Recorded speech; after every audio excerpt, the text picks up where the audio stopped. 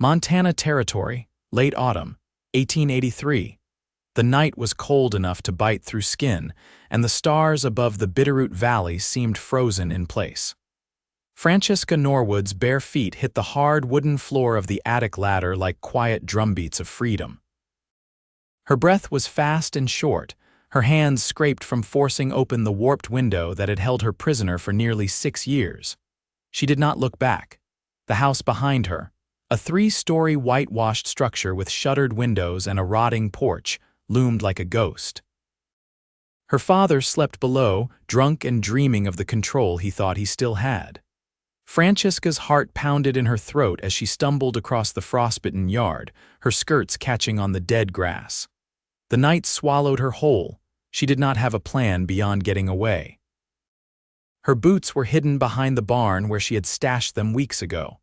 She pulled them on with shaking fingers, then wrapped her shawl tighter and started toward the mountains. She knew one thing: she would never return.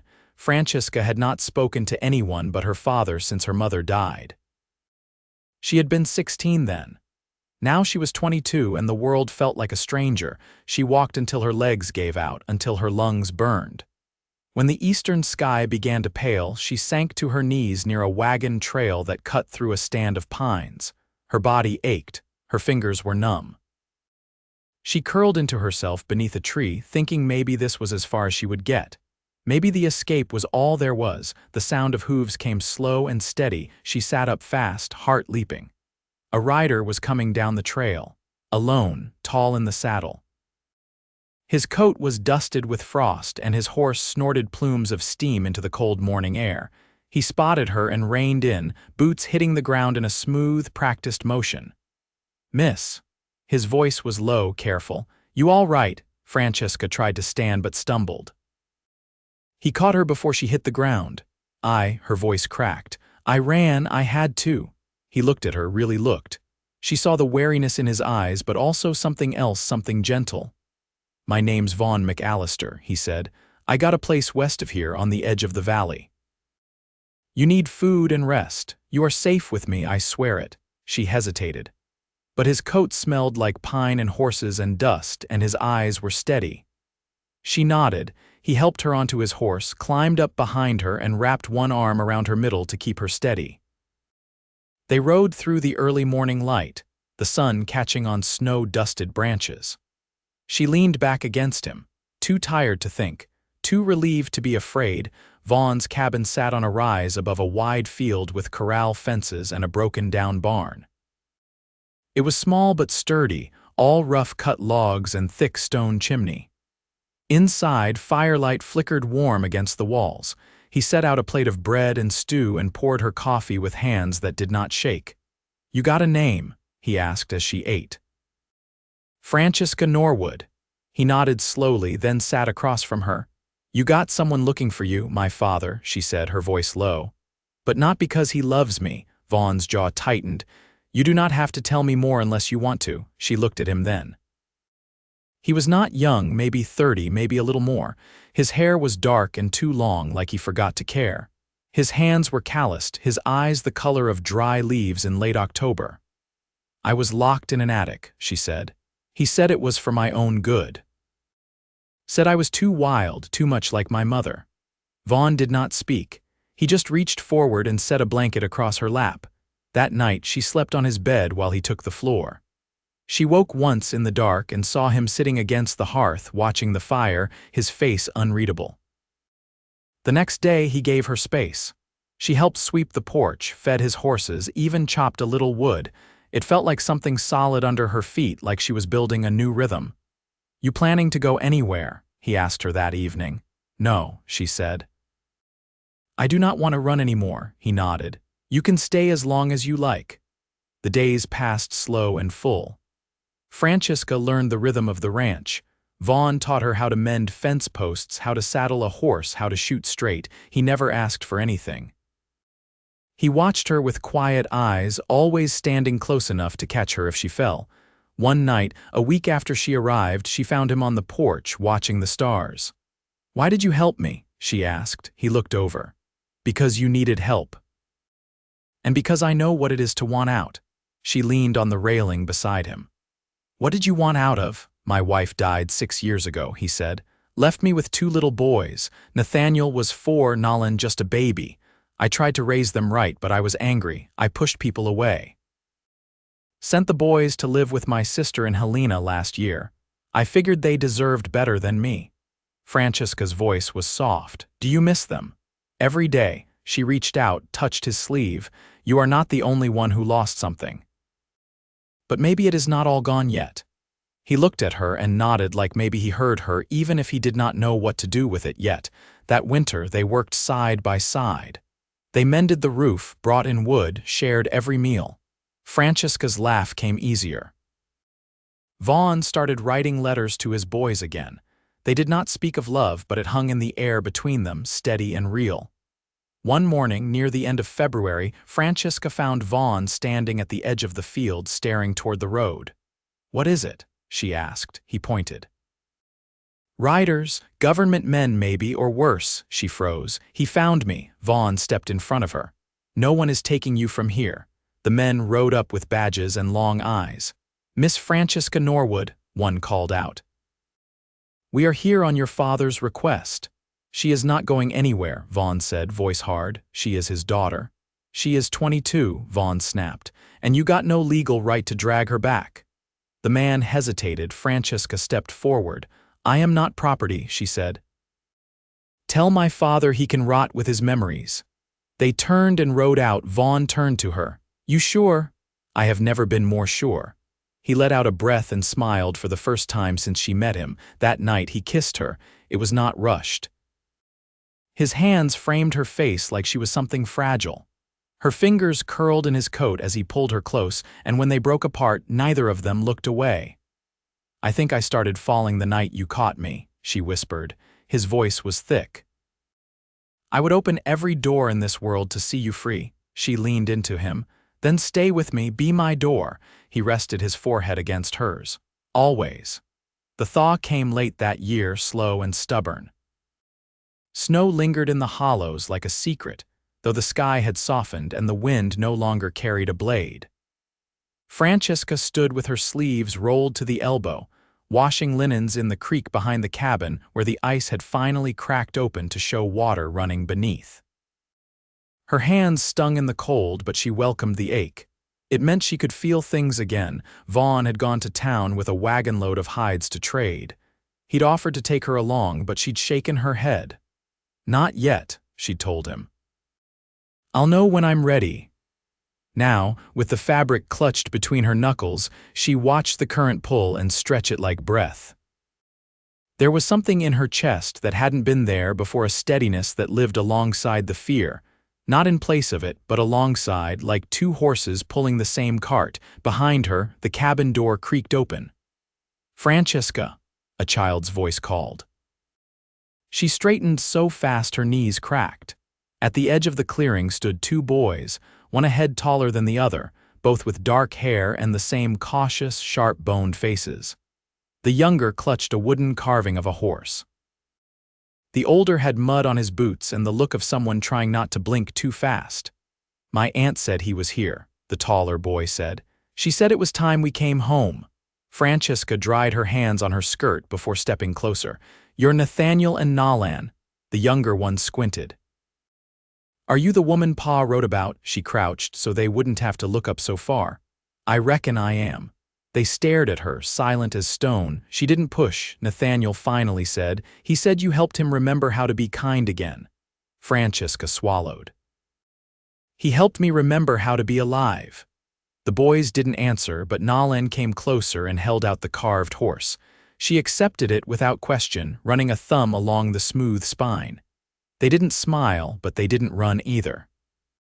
That evening, Vaughn returned to find the boys stacked like kindling near the hearth, one asleep on the floor, the other stretched across the bench with a book open on his chest. Francesca sat in the rocker with her mending, the wooden horse resting in her lap. He set down his satchel and knelt beside her. "They came on their own," she said quietly. "Your sister must have thought it was time." He stared at them for a long moment, then said, "I didn't think they'd want to." She reached over and placed her hand on the back of his neck. You're not the man you were." He leaned into her touch like it was the first warmth he'd known all day. Later, when the boys were tucked into the loft and the fire had burned low, Vaughn poured 2 tin cups of cider and handed her one. "You ever think about what comes next?" he asked. She took a sip before answering. "I think about the land behind the barn. It catches the sun in the morning. I'd like to plant something there. Lettuce, maybe squash, something that takes root." Vaughn nodded. "I've been thinking about making the corral bigger, could keep a few more head. Maybe teach the boys how to break their own." Francesca smiled without looking at him. "You ever think about marrying again?" He waited a long time before answering. "Only since you walked into my life." She turned to meet his eyes. "I've never been anyone's wife." "I don't know what kind of woman that makes me." "It makes you the one I want," he said. "And I'll wait as long as you need." She didn't answer right away. Instead, she stood and crossed the room, then came back with a folded piece of cloth. She unwrapped it on the table. Inside was a small silver brooch, tarnished but delicate, a bird in flight. "My mother gave me this the year before she died," she said. "I kept it hidden all that time. I didn't want him to take it." Vaughn brushed a fingertip across the wings. "It's beautiful." She looked up at him, eyes steady. "If I give it to you, I'm not giving it away. I'm asking you to carry it with me. That's what marriage means to me." He reached for her hand. "Then we'll carry it together." The brooch stayed on the mantel after that, right beside the carving Nolan had given her. They didn't speak vows in any church. They didn't need to. The next morning, she wore her mother's shawl and he wore his best shirt, and the boys watched them walk the fence line hand in hand, like it was the most natural thing in the world. That spring, Francesca planted her rose. Vaughn built a new gate. The boys ran wild through the grass and sometimes came back with frogs in their pockets. And every night, when the sky went soft and the world turned quiet, Vaughn pulled her close and kissed her like there was no attic left in her past, only open fields and rising stars. The soil behind the barn turned soft in April, dark and ready. Francesca knelt in it with dirt on her palms and wind tugging strands of hair from her braid. A row of lettuce had started to sprout in faint green threads, and beside it, her squash hills waited for warmth. Nolan crouched nearby, holding a tin pail half full of water, his knees muddy and his brows drawn in focus. "Why do we cover the seeds?" he asked. "So the sun doesn't burn them before they're strong enough," she said, patting down the damp earth. "They grow better when they're safe." He considered that, dipping his fingers in the pail. "Like people?" She looked up at him, then back to the soil. "Just like that." Meanwhile, Nathaniel had taken to checking the traps Vaughn set along the wooded ridge. They returned near sundown, the boy leading a small mule with a brace of rabbits tied to its pack saddle. Vaughn stepped down from the rise and handed Francesca the knife from his belt. "You still want to learn?" he asked. She nodded, wiping her hands on her apron. "If I'm going to cook it, I should know where it comes from." They sat on stools near the smokehouse as he showed her where to cut, how to hold the blade so it didn't slip. Her first stroke was clumsy, but she didn't flinch. He watched her fingers, not the knife, as she worked. "You've steadied," he said after a while. She didn't look up. "I don't wake up afraid anymore." He reached for the next rabbit and passed it to her. "You've built something here. That kind of quiet doesn't come by accident."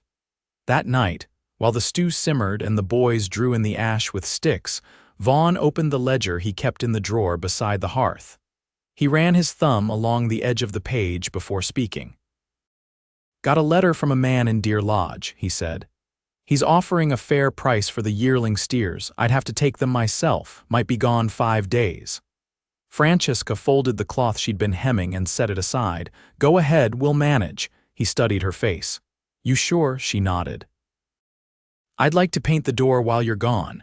That blue we talked about, the boys can help me sand it." Nathaniel perked up from the floor. "Can we paint our names under the latch? Only if you don't spell them backward," Francesca said, and Vaughn chuckled into his cup.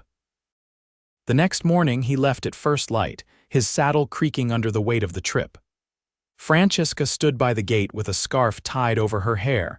He leaned down, rested his forehead briefly against hers. Don't let Nolan climb on the roof again, he said. I won't, she replied. Unless he finds a way to fly. He smiled with his eyes more than his mouth, then rode out with the sun behind him. The days passed quiet but full. Francesca kept the boys busy sanding the door and helped them mix the paint with turpentine from the shed. They worked until their arms ached and their hands were flecked with color. On the third evening, a woman rode up the trail just before dusk, her hair pinned beneath a travel bonnet, her skirts layered against the wind. She dismounted stiffly and called out from the gate. "Is this McAllister land?" Francesca stepped out with a flower-streaked apron and a wary glance. "It is." The woman removed her gloves. "Name's Lillian Avery. I taught with Vaughn's wife in Bozeman years back. I was passing through Missoula when I heard he was still here." Francesca walked closer, the boys hanging back near the porch. "He's away on trade business. He'll be back in 2 days." Lillian's eyes traveled over the house, the barn, the blue-painted door. "I thought he'd left with the boys. When I heard he hadn't, I figured I ought to see for myself." "Would you like to come in?" Francesca asked. "We've got stew on." Lillian hesitated. "I don't want to intrude. You came this far." Inside, the cabin glowed with lamplight. Francesca poured coffee as Lillian removed her shawl and sat near the hearth. "I didn't expect someone else here," the woman said, watching the boys as they played checkers with bottle caps. "I imagine not," Francesca replied. "You're the one he wrote about." "The one who ran." Francesca nodded slowly. "He never told me he wrote to anyone from before." "He didn't, but I asked around." Francesca folded her hands in her lap. "Then you already know what kind of life I left." Lillian looked at her long and slow. "I know what it's like to be locked out of your own story. I left my husband in Kansas when I was 29. Taught school for 5 years after that. People talked. I kept walking." Francesca's voice softened. "Did the talking ever stop?" "No. But it got quieter." The next morning, Lillian helped gather eggs and showed Nolan how to use a loop knot to tie feed sacks. When she left that afternoon, she pressed a folded letter into Francesca's hand. "For Vaughn," she said, "but you're welcome to read it first. There's nothing in it I wouldn't say aloud." Francesca waited until the boys were asleep before opening it. It was short, just a few lines. "Tell her she's stronger than the ghosts, and tell her you've done right by your wife's memory. I can see it in the way the place breathes." Vaughn returned 2 days later, dust-covered and tired. Francesca met him at the gate with a wet cloth and a kiss pressed to his cheek. "You missed the painting," she said. He leaned down, brushing his hand against the doorframe. "It's the best I've seen." "There's a letter for you inside," she added. He read it that night, then folded it and placed it between the pages of the ledger. "I thought she might come," he said. Francesca sat beside him on the floor, her head against his shoulder. "She said you've done right by your wife." He looked into the fire, quiet. Then, "I hope so." "You have," she said. "You built something she'd have been proud of." Vaughn turned to her, his hand finding hers. "Thing is, I didn't build it alone." They sat like that a long while, the fire settling low, the wind brushing softly against the eaves. Outside, the paint on the door dried deep and true, and beneath it, 4 names curved in crooked, careful letters. By early May, the hills behind the cabin had softened into green, and the cottonwoods along the creek wore new leaves like quiet promises. Francesca stood at the edge of the pasture fence, one hand on the top rail, watching Vaughn and Nathaniel work the young roan gelding. The horse was coming along, still skittish in the haunches but quick on the pickup. Nathaniel had grown more confident with each week, his voice surer, his hands steadier. Nolan sat in the grass nearby, carving a small fox from a cedar scrap. Francesca had noticed he liked to watch without speaking, cataloging every motion before trying it himself. She'd started leaving bits of wood on the porch rail each morning, and every evening she'd find them shaped into something new. "Ma'am," Nolan said now, without looking up, "do you think animals ever get lonely?" She stepped away from the fence and joined him in the grass. "I think they know when something's missing, same as people." He held up the fox, its ears still rough. "This one's going to have a den." I already picked the spot. She brushed a blade of grass from his shoulder. Then it won't be alone. Later that afternoon, while the boys fetched water from the spring house, Francesca swept the cabin floor and paused near the hearth. Vaughn had left his ledger open beside the woodbox, the page covered in his neat, slanted hand. Her gaze caught on a short list: lumber, hinges, nails. Beneath it, in smaller script, were the words, "Lean-to addition, west wall." When he stepped through the door with a coil of rope slung over his shoulder, she wiped her palms on her apron and gestured toward the page. "You planning to build something?" He set the rope down. "I've been thinking about it. You talked about wanting space for drying herbs and keeping preserves." "Thought maybe a lean-to'd be good for that." She crossed the room slowly. "You could have asked." "I figured if I asked, you might say no, and I wanted to show you I see what you're building here. You've made this place more than it was." She picked up the pencil beside the ledger and added a line beneath his list: "Window facing east." He leaned forward until his forehead touched the side of her head, just above her ear. "We'll build it together." That night, after the boys had gone quiet upstairs, she pulled a folded envelope from between the cookbooks on the shelf. It was addressed in her own hand, the ink slightly faded. She ran her thumb along the edge but didn't open it. Vaughn watched from the table, his elbows resting on the wood. "You want me to mail that?" She turned it over once more before meeting his gaze. "No, I thought maybe I'd burn it." He waited, not asking anything more. "I wrote it back in March," she said, "to my father. I thought I needed to say something, but now I don't think I do." Vaughn stood and crossed to the hearth. He crouched and stirred the coals to life. She handed him the envelope without ceremony. The flames took it fast, curling the paper into black lace. "In the silence that followed," she said, "sometimes I still don't know how to take up space without feeling like I have to explain it." "You don't owe anyone an explanation," he said, "least of all him." She nodded, then turned toward the window where the moonlight pooled on the sill. The next morning, she found Vaughn working near the barn, laying out the first boards for the lean-to. He'd marked the earth with a string line, and the post holes had been started with a spade. "You didn't wait for me," she said, brushing her hands on her skirt. "I figured you'd be out as soon as breakfast was done." He handed her the second shovel. They worked side by side, the rhythm of digging comfortingly mechanical. "You ever think you'd live like this?" he asked, not looking up. "I didn't think I'd live at all," she said. "But now I think about things like how to keep root vegetables from sprouting too soon and whether Nolan's going to run out of cedar." Vaughn leaned on his shovel. "I think about the way you hum when you're slicing onions." She smiled. "I didn't know I did that. You do. And the boys sleep better now." She wiped her brow with the back of her hand. "I do too." By the time the sun hit the far ridge, they'd sunk the posts and braced them with temporary planks. Francesca stood back, hands on her hips, and looked at the shape beginning to emerge. "I want to hang chimes from the rafters," she said. "Then we'll find the right kind of metal." The wind picked up and swept through the grass, carrying the scent of pine sap and cut earth. Vaughn stepped beside her, close but not touching. "I've been thinking," he said. "Come fall, we could take the boys to Bitterroot Lake for a few days, let them fish. Let you see the water turn clear as glass." She tilted her head. "What made you think of that?" "Because we're not running anymore. And I want you to see the world when it's still and wide." She reached over and slid her hand into his. "Then let's make it ours." He squeezed her fingers, then let go and went back to hammering the side braces in place. That evening, as the sun dropped low and the shadows stretched long across the field, the four of them sat on the porch steps, legs touching, eyes turned west. Nolan leaned against Vaughn's side, half asleep, and Francesca rested her head on Vaughn's shoulder. Nathaniel pointed toward the horizon. "That cloud looks like a wagon wheel," Francesca nodded. "Then the trail must be clear."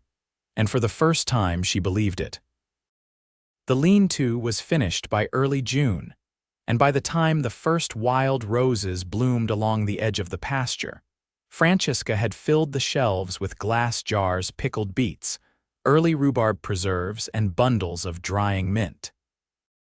The window they'd built into the east wall cast soft light across the floor each morning, and she'd started rising earlier just to sit beside it while the cabin was quiet.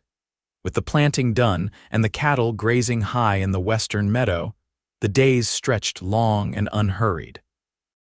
Vaughn had taken to repairing the wheelbarrow in the afternoons, his shirt sleeves rolled, sawdust clinging to the backs of his hands. Francesca watched him one day from the porch, her sewing idle in her lap. "You still think about Bozeman?" she asked. He didn't turn, just kept working the plane across the wood with slow, even strokes. "I think about the life we tried to make there, me and her. I think about how different it would have been if she'd lived." Francesca waited, feeling the weight of what he wasn't saying. "But I don't carry it like I did," he went on. "You've given me something that feels like now, not before." She stood, walked to where he knelt, and ran her hand along the edge of the new wheel. "When I first came here, I didn't know what it was to belong anywhere. I thought I might disappear into the land like a shadow." He looked up at her, the plane resting on his knee. "I think I've made peace with the woman I was." Her voice was steady. "And I'd like to be the kind of woman who stays." Vaughn stood, brushing wood shavings from his trousers. "Then stay. Not out of fear, but because you want to build this with me." "I do." His hand settled on her cheek, his thumb warm against her skin. "Then we'll build every piece of it as slow as we need. Together." That night, the cabin filled with the smell of trout cooked in cornmeal and the soft clink of forks against tin plates. Nathaniel read from a book of tall tales he'd found in the barn's rafters, his voice rising with each line, while Nolan tried to mimic the accents with exaggerated expressions. Francesca leaned back against Vaughn's chest where they sat near the hearth, her fingers laced with his beneath the blanket. "You ever think we'd have this?" she whispered. "Not once," he said, "but I've never been more grateful to be wrong." By midsummer, the boys had taken to sleeping on the porch on clear nights, wrapped in quilts and whispering until the stars faded. Francesca and Vaughn would lie in the bed they'd built with their own hands, the window open to the scent of pine and the distant chirp of crickets. They spoke softly, always about the future, never the past. One warm afternoon in late July, a man rode in from the north, his hat pulled low and a parcel strapped to his saddle. Vaughn met him at the gate while Francesca stood at the porch, wiping her hands on her apron. The man handed over a letter, tipped his hat, and rode off without a word. "It's from Helena," Vaughn said as he stepped inside. She opened the envelope with careful fingers. It was from his sister, a short note in a tidy hand, thanking them for the letters, for the photographs sent in spring, and for giving the boys a home worth returning to. She'd included a pressed violet from her garden. Francesca tucked it between the pages of the ledger, next to Lillian's letter. "Do you ever want more children?" she asked later as they walked the edge of the field at dusk. Vaughn looked toward the hills before answering. "I used to think I was done, that I'd already lost too much, but now," she waited. "Now I think if it happened again, I'd take it as a blessing, not a burden." Francesca placed her hand over his. "Then maybe one day we'll be given that chance." The weeks passed golden and full. Francesca taught Nolan how to steep herbs for tea, showed Nathaniel how to keep the bees calm with slow movements and soft humming. Vaughn finished the fence line on the north side, and they started talking about building a small chicken coop come spring. On the 1st of September, they took the wagon to the far end of the valley to visit a couple Vaughn had known before Francesca arrived, an older pair who kept sheep and made a hearty cider. They shared a meal beneath a canvas awning, and Vaughn introduced Francesca as his wife without hesitation. She didn't correct him. That night on the ride back, she rested her head against his shoulder and whispered, "I like the way that sounds." He kissed her temple. "Then let's make it true." They married the next Sunday beneath the cottonwoods beside the creek. Nathaniel held her shawl. Nolan carried the flowers. The vows were said with hands clasped and eyes steady. There were no witnesses but the boys and the wind, and that was enough. Afterward, they shared a supper of roast hen and potatoes dug fresh that morning. Vaughn carved her name into the frame of the door beside his and the boys. When night came, they lay together in the hush of the cabin, the fire low, her head tucked beneath his chin. "I can't imagine a life more whole than this," she whispered. He reached for her hand beneath the quilt. "Then we'll live it every day." Years passed. The boys grew tall and sure-footed, taking to the land like they were born from it. Nolan sold his first carving in Missoula and used the money to buy Francesca a pair of lace gloves. Nathaniel built a small canoe and taught his younger brother to paddle it across the lake at dawn. Francesca gave birth to a daughter in the second spring after their wedding. They named her Eliza, after Vaughn's mother, and she was born with a full head of dark hair and a cry that filled the cabin like music. Vaughn built a cradle from pine and lined it with wool. Francesca nursed her beneath the east-facing window, the morning sun warming them both. The lean-to became a room of its own, shelves lined with jars and herbs, a rocking chair beside the wall. Francesca taught the baby to walk there, her steps small and sure, her laughter echoing off the beams Vaughn had set with his own hands. They grew older gently. Together, they crossed each season like a page turned slow and careful. They never spoke of the attic again, nor the grief that had once shadowed them. It had no place in the life they'd built. And when Eliza asked, years later, how her parents had found each other, Francesca smiled and said, "By grace and by choosing every day to stay." They stayed. Through storms and harvests, through the rise of new towns and the slow change of the valley. They stayed and they loved, and they lived a life that was real and rooted and wholly theirs.